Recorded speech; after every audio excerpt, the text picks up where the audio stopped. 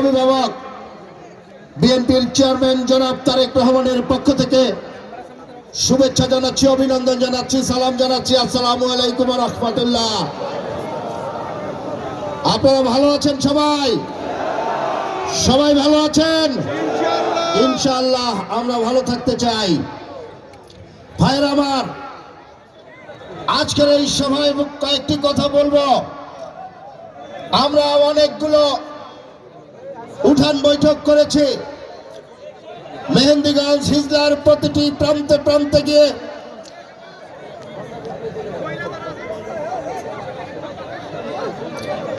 আমরা সাধারণ মানুষের সাথে কথা বলার চেষ্টা করেছি। আমরা যে কথাগুলো বলেছি, যে কথাগুলো পেয়েছি, মানুষের যে দাবির কথাগুলো আমরা শুনতে পেয়েছি, তারই পরিপ্রেক্ষিতে আমরা কিন্তু আমাদের পরিকল্পনার কথা বলেছি। আমাদের প্রথম পরিকল্পনা ছিল এবং আছে, যেটি থাকবে, আমাদের এই অবহেলিত এলাকার নামের আগ থেকে অবহেলিত শব্দটি আমরা কেটে ফেলতে চাই ইনশাআল্লাহ। আপনারা সবাই রাজি আছেন? সবাই সাথে থাকবেন ইনশাআল্লাহ।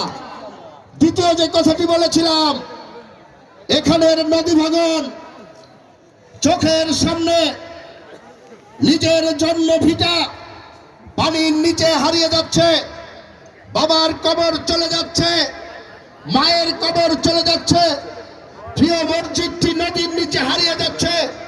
বছরের পর বছর এই অবস্থা আমরা চোখের সামনে দেখছি। এই নদী ভাঙনের স্থায়ী সমাধানের লক্ষ্যে নদী বাঁধতে হবে, পাশাপাশি ফেরিবাঁধ নির্মাণ করতে হবে। এই দাবির সাথে আপনারা একমত?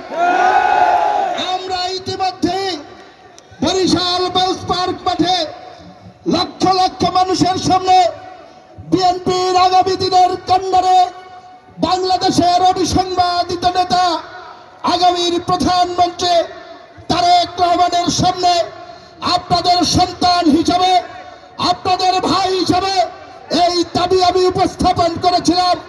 জনাব তারেক রহমান তার বক্তব্যে আমাদেরকে আশ্বস্ত করেছেন, এই অবহেলিত এলাকার নদী ভাঙন রোধে তিনি কার্যকর ব্যবস্থা গ্রহণ করবেন ইনশাআল্লাহ।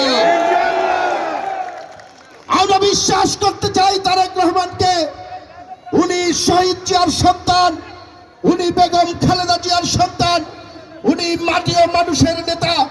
উনি যখন কথা দিয়েছে ইনশাআল্লাহ এই মেহেন্দিগঞ্জ, কাজিরাট, হিজলার নদী ভাঙন সমস্যার সমাধান হবে ইনশাআল্লাহ। ভাইয়েরা আমার, অনেক কথাই বক্তব্যে বলেছে। আমাদের এই মেহেন্দিগঞ্জে আমরা দেখতে পেয়েছি, সবাই বলেন কিচ্ছু নাই এর দেশ, যেখানে কোনো নাগরিক সুযোগ সুবিধা নাই।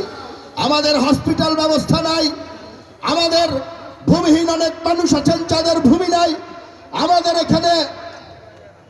এখানে কমিউনিটি সেন্টার নাই, আমাদের শিশু পার্ক নাই,